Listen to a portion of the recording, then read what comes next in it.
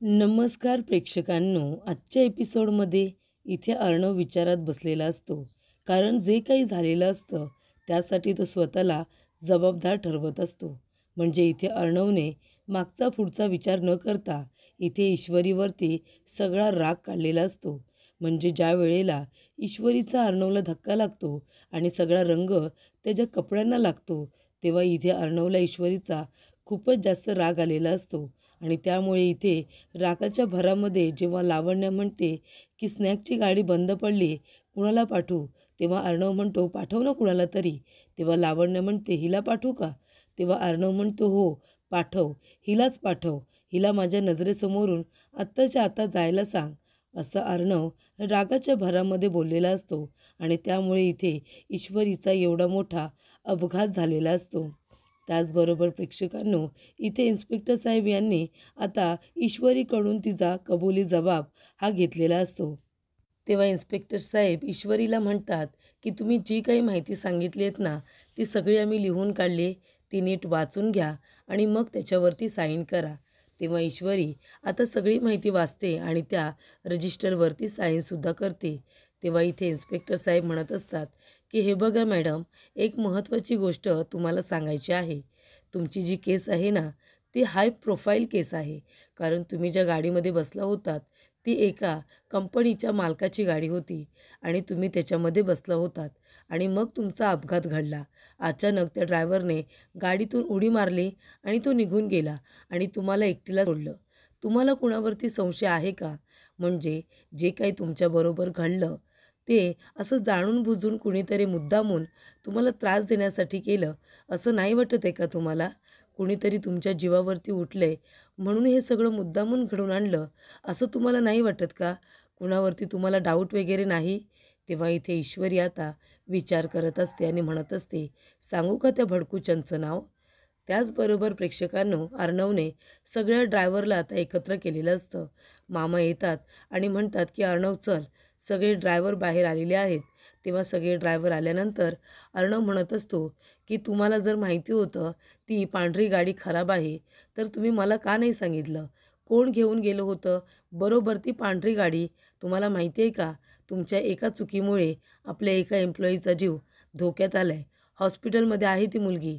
तेव्हा इथे सर्व ड्रायव्हर म्हणत असतात, पण सर आमच्यापैकी कुणी ती पांढरी गाडी घेऊन गेलेलंच नाही आहे. कारण तुम्हीच आम्हाला सांगितलं होतं होळी आहे तर आता सगळ्यांनी काम थांबवा आणि इथे सेलिब्रेट करा म्हणून. आणि आम्ही तर तुमच्या नजरेपासून कुठे दूरसुद्धा गेलो नाही. आम्ही कशाला जाऊ ती पांढरी गाडी घेऊन? दुसरं कुणीतरी गेलं आहे का? तेव्हा इथे सर्व ड्रायव्हर अर्णवचे आता तिथेच असतात. मग कोण बरं घेऊन गेलं असेल ती गाडी? तेव्हा इथे मामा म्हणत असतात की अर्णव, आता कसं शोधून काढायचं की ईश्वरीला घेऊन जाणारा ड्रायव्हर हा कोण होता? तेव्हा अर्णव म्हणतो की मामा, काही जरी झालं ना, शोधून तर काढावंच लागेल. CCTV फुटेज बघावं लागेल. तेव्हा लावण्य मनामध्ये म्हणत असते की काही कर तू ASR, पण डार्लिंग CCTV फुटेजचा सुद्धा बंदोबस्त मी आधीच करून ठेवला आहे. त्याच्यामुळे तुझ्या हाती काहीसुद्धा लागणार नाही आहे. तू कितीही CCTV फुटेज बघायला गेलास तरीसुद्धा त्याच्यामध्ये तुला ड्रायव्हर दिसणारच नाही. त्याचबरोबर इथे इन्स्पेक्टर साहेब आता ईश्वरीला विचारत असतात की मॅडम सांगा ना, तुम्हाला कुणावरती संशय आहे का? तुमची केस ही हाय प्रोफाईल असल्यामुळे आम्हाला नक्कीच कुणावरती तरी तुम्हाला संशय असेल असं वाटतंय. हे बघा, तुम्हाला घाबरायची गरज नाही आहे. तुम्ही तुमची सगळी कबुली दिलेली आहे. तुम्ही सगळं पंचनामा अगदी व्यवस्थित सांगितलं आहे. पण तुम्ही आता जर तुम्हाला कुणावरती संशय असेल ना, तर निर्धास्त होऊन त्या व्यक्तीचं नावही सांगा. त्याचा शोध घेतला जाईल. आमच्यावरती विश्वास ठेवा. तेव्हा इथे ईश्वरी म्हणते, नाही, असं मला कुणावरतीही संशय नाही आहे. तेव्हा इथे इन्स्पेक्टर साहेब म्हणतात, ठीक आहे, तसं नाही आहे तर आम्ही निघतो. आणि आता पोलिसांची टीम तिथून निघून गेलेली असते. तेव्हा इथे आता ईश्वरीची बहीण नम्रता पोलीस गेल्यानंतर त्यांच्या जवळ येते आणि तिला म्हणत असते, काय गं इशू, असं का केलंस तू? तुला खरंच इथे अर्णव सरांवरती संशय आहे का? त्यांनी हे सगळं केलं असेल असं खरंच वाटतं तुला? तेव्हा इथे ईश्वरी आता थोड्या वेळासाठी शांत बसते आणि म्हणते, हो केलं असेल ना. माझ्यावरती त्यांचा इतका राग आहे की त्यांनी मला त्रास देण्यासाठी हे सगळं केलंही असेल. तेव्हा इथे नम्रता म्हणते, हे बघ, तरी पण मला असं वाटते की तू एकदा विचार कर की नक्की ते असं का करतील? बरोबर की नाही. तेव्हा इथे नम्रताला असं वाटत असतं की ईश्वरीचा गैरसमज झाला आहे.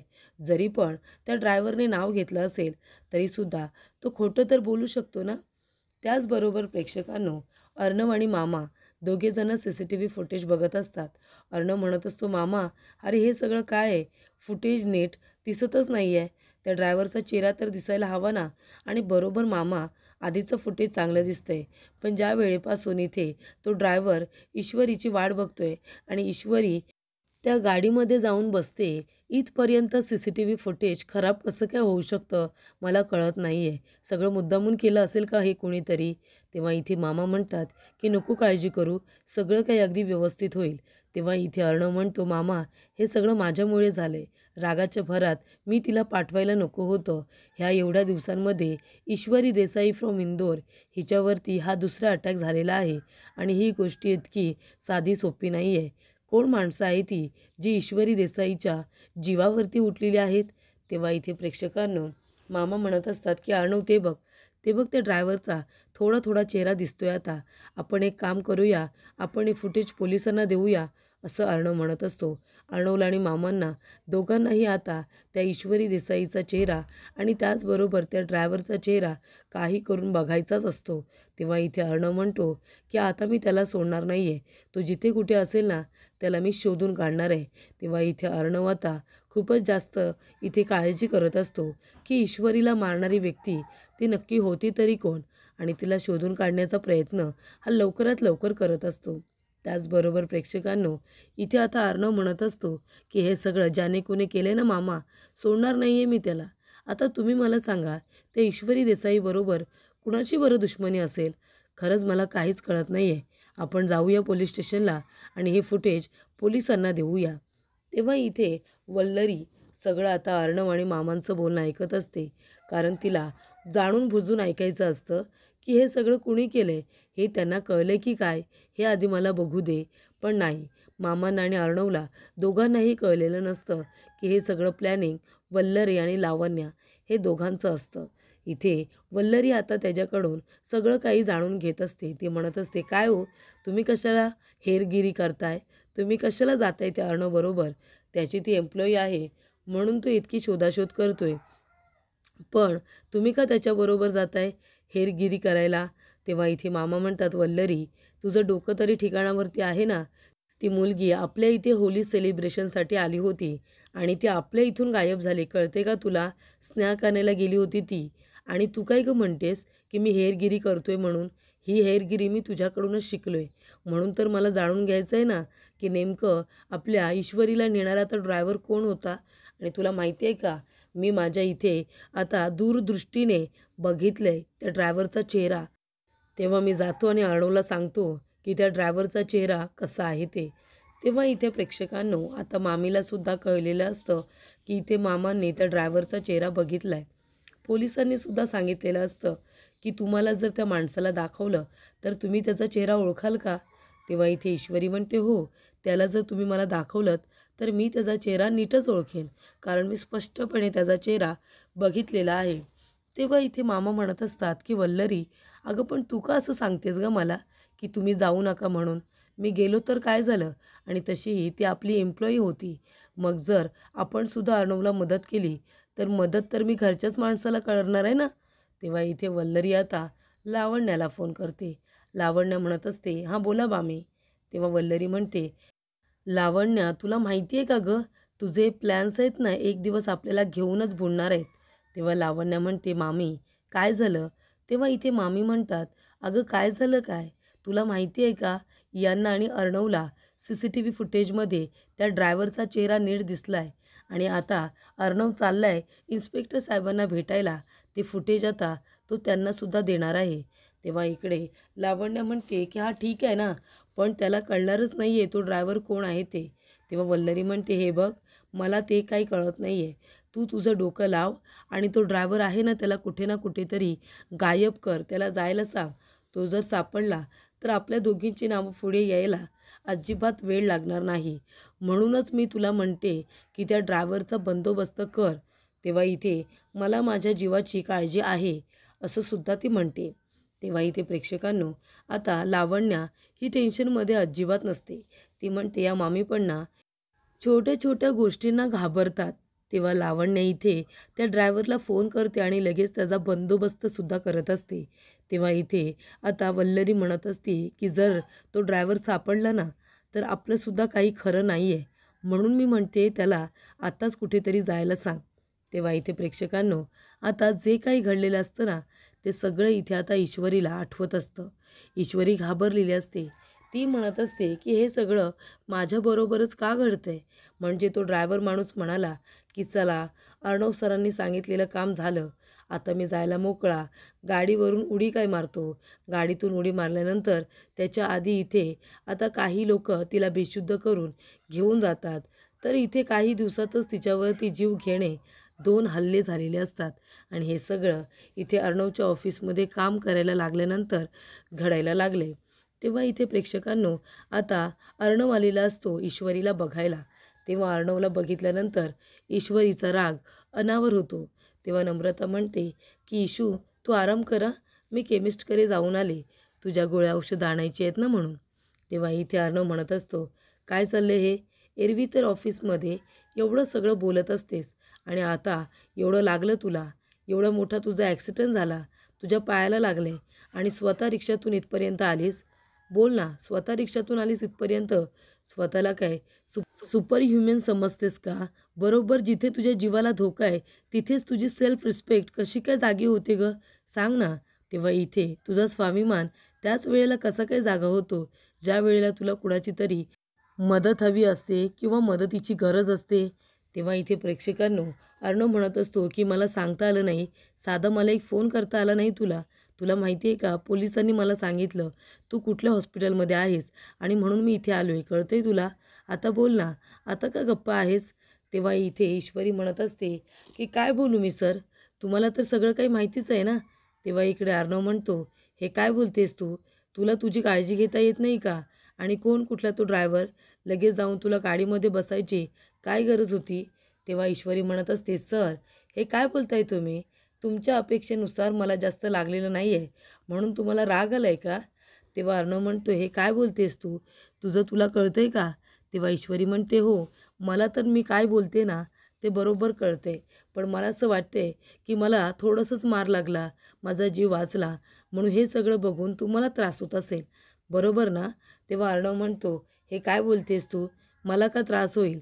तेव्हा ईश्वरी म्हणते, सर बास झालं तुमचं, तुम्ही एक शब्दसुद्धा बोलू नका. मी तर म्हणते तुम्ही इथे आलातच का? तुम्ही यायलासुद्धा नको हवं होतं. एक काम करा सर, तुम्ही आत्ताच्या आता इथून निघून जा. म्हणजे माणसामध्ये इथे भांडणं असतात म्हणून कोणी एकमेकांच्या जीवावरती उठत नाही. तुम्ही मला मुद्दामून त्या गाडीतून पाठवलं ना, ज्या गाडीचे ब्रेक फेल झाले होते. तुम्ही हे सगळं मुद्दामून केलंत मला त्रास देण्यासाठी. तेव्हा ईश्वरी म्हणते की मलाच तुम्ही बरोबर स्नॅक आणायला का पाठवलं ना, ते मला कळतंय सर. तेव्हा अर्णव म्हणतो, हे बघ, तुझा काहीतरी गैरसमज झाला आहे. तेव्हा ईश्वरी म्हणते, मी तुम्हाला बरोबर ओळखलं आणि तुम्हीच माझा ॲक्सिडेंट मुद्दामून घडून आणलात हे सुद्धा मला कळले. कारण तो ड्रायव्हर जेव्हा गाडीतून उडी मारत होता ना, त्यावेळेला तो म्हणाला की चला, अर्णव सरांनी सांगितलेलं काम मी अगदी व्यवस्थित पूर्ण केलेलं आहे, असं तो ड्रायव्हर म्हणाला. त्यानंतरच त्याने उडी मारली. म्हणजे हे सगळं तुम्हीच घडून आणले ना सर. सर तुम्ही इथून आत्ताच्या आत्ता जा, मला तुमचा चेहरा बघायची सुद्धा इच्छा उरलेली नाही आहे. तेव्हा इथे मी तुमच्या ऑफिसमध्ये काही गोष्टी चुकल्या असेल, पण म्हणून आपल्यामध्ये भांडण आहे म्हणून मी कधी तुमचा वाईट विचार नाही करत सर. तुमच्यासारखा म्हणजे कुठलाही माणूस एकमेकांच्या जीवावरती नाही उठला पाहिजे, पण तुम्ही तसं केलं. त्यानंतर इथे आजी आणि अंजली दोघीही टेन्शनमध्ये असतात. कारण एकतर ईश्वरीचा अपघात झालेला असतो आणि दुसरं म्हणजे इथे अर्णव आता हॉस्पिटलमध्ये ईश्वरीला बघायला गेलेला असतो. पण तेव्हा तिने त्याला चांगलंच सुनावलेलं असतं, जा इथून आता अर्णव राज शिर्के, तुमची गरज नाही आहे इथे यायची. तेव्हा इथे आता करून सवरून रडायचं नाटक करायची अजिबात गरज नाही आहे. मला माहिती आहे ना, तुम्ही कधीही सुधारणाऱ्यातली नाहीच आहे. त्यामुळे इथे प्रेक्षकांनो, आता आजी म्हणत असते की अर्णव, तुला माहिती आहे ना, ईश्वरी आपल्या इथे आली होती रे आणि आपल्या इथूनच ती स्नॅक आणण्यासाठी म्हणून गेली आणि तिला इथे काही लोकांनी मारण्याचा प्रयत्न केला. पण हे बघ आता ती जबाबदारी आपली आहे, कारण ती आपल्या इथून गायब झाली आहे ना म्हणून.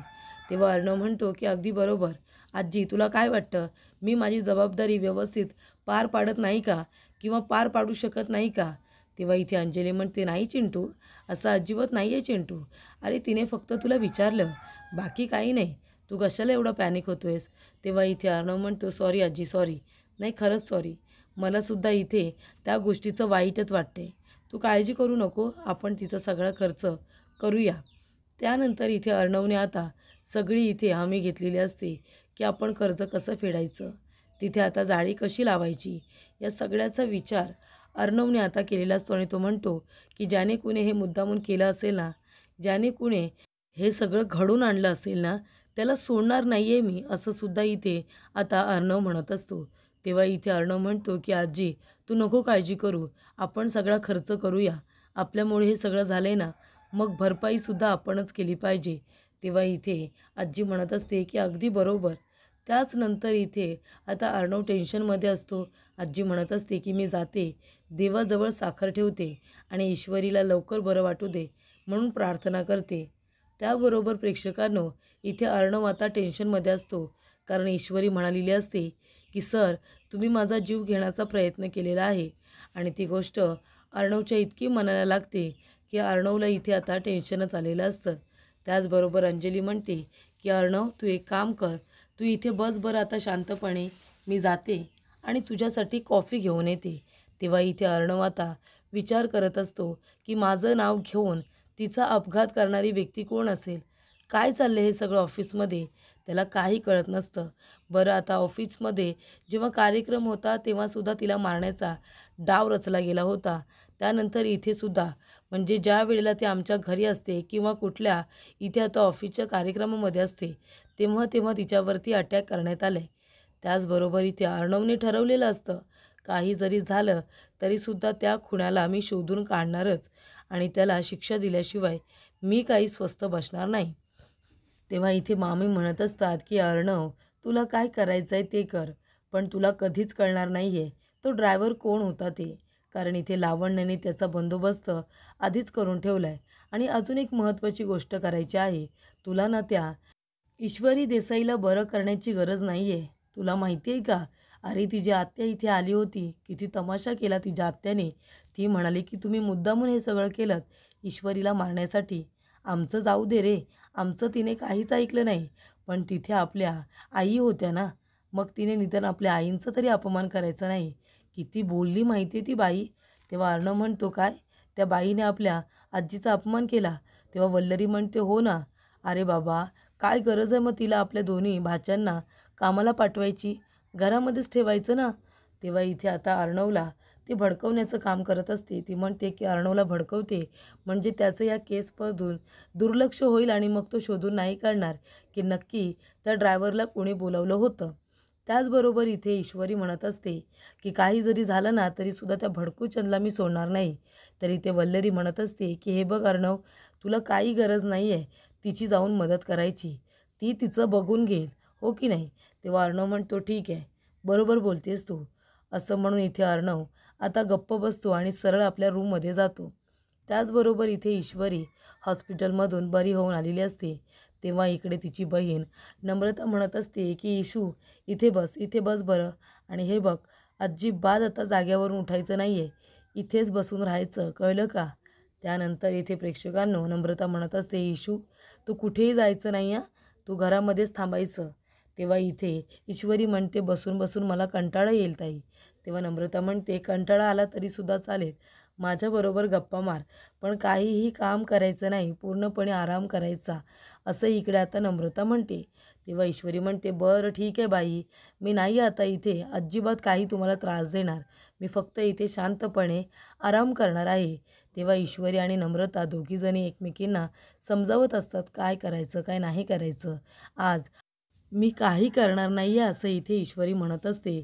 तेव्हा इथे तिची आत्यासुद्धा तेच म्हणते इशू आता काही कामं वगैरे करायची नाही, शांतपणे एका जागेवरती बसायचं आणि आराम करायचा.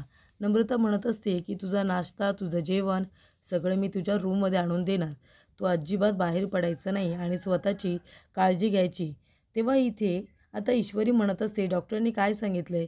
मला एवढं काही झालेलं नाही आहे. मी व्यवस्थित आहे. फक्त जखमा भरायला थोडासा उशीर लागेल एवढंच आणि इंटरनल मला काहीही झालेलं नाही आहे. तेव्हा वसुहत्या म्हणते, की डॉक्टरांनी एक गोष्ट करायला हवी होती. तोंडाला तुझ्या एक पट्टी लावली असती ना, म्हणजे तू काहीच बोलू शकली नसतीस. तुझ्या फक्त तोंडाला एक पट्टी लागायला पाहिजे होती. तेव्हा इकडे आता वसुहत्यासुद्धा इशूला आराम करायला सांगत असते. तिला दम देत असते. तेव्हा इथे ईश्वरी आता आतमध्ये बसून इथे खूपच जास्त इमोशनल झालेली असते. तेव्हा वसुहत्या म्हणतात, की "हे बघ, अजिबात जास्त बोलायचं नाही. जरा आराम करायचा आणि जे काही तुला नम्रता आणून देईल ना, ते निमूटपणे खायचं. काही गरज नाही आहे तुला धडपड करायची. डॉक्टरांनी तुला जरा आराम करायला सांगितले, तर पूर्णपणे फक्त आणि फक्त आराम करायचा. कळलं का तुला?" तेव्हा वसुहत्यासुद्धा इशूची काळजी करत असते. हे बघून इशूलासुद्धा खूपच जास्त छान वाटतं. तेव्हा इथे इशू म्हणत असते, की "ताई, सोडणार नाही मी त्या भडकूचंदला. त्याच्यामुळे झालं आहे सगळं. त्याच्यामुळे माझा हा अपघात झाला आहे. मी त्याला सोडणार नाही आहे. कुठला माणूस इतका वाईट कसा काय असू शकतो?" असं इथे ईश्वरी म्हणत असते. आणि ती आता फायनली इथे आत्याच्या समोर म्हणालेली असते, की अर्णव राजशिर्के एक नंबरचा नीच माणूस आहे. तर पुढील भागामध्ये आपण बघूया. इथे आता ईश्वरी म्हणत असते, की एखादा माणूस दुसऱ्या व्यक्तीचा जीव कसा काय घेऊ शकतो? तो अर्णव देसाई आहे ना, एक नंबरचा नीच माणूस आहे. तेव्हा अर्णव म्हणतो, "मी खडूस असेन, मी वाईट असेन, पण मी कधीच दुसऱ्या माणसाचा जीव नाही घेऊ शकत. म्हणजे मी खडूस आहे, मी खूप वाईट आहे. म्हणून मी खूपच जास्त इथे इमोशनल लेससुद्धा आहे, हार्टलेससुद्धा आहे, असं नाही आहे. मलासुद्धा वाईट वाटलंच ना, जेव्हा मला ही गोष्ट कळली. तेव्हा इथे आता तुम्हीच मला सांगा, जर ईश्वरी देसाईला अर्णव म्हणतो, मी तुला त्या माणसाला मारायला सांगितलं असतं, तर मी त्याला माझंच नाव तुझ्यासमोर घ्यायला सांगितलं असतं का? माझं नाव मी लपवून नसतं का ठेवलं? जर मला तुला मारायचं असतं तर?" असं इकडे आता अर्णव ईश्वरीला म्हणतो आणि स्वतःला सेफ करतो.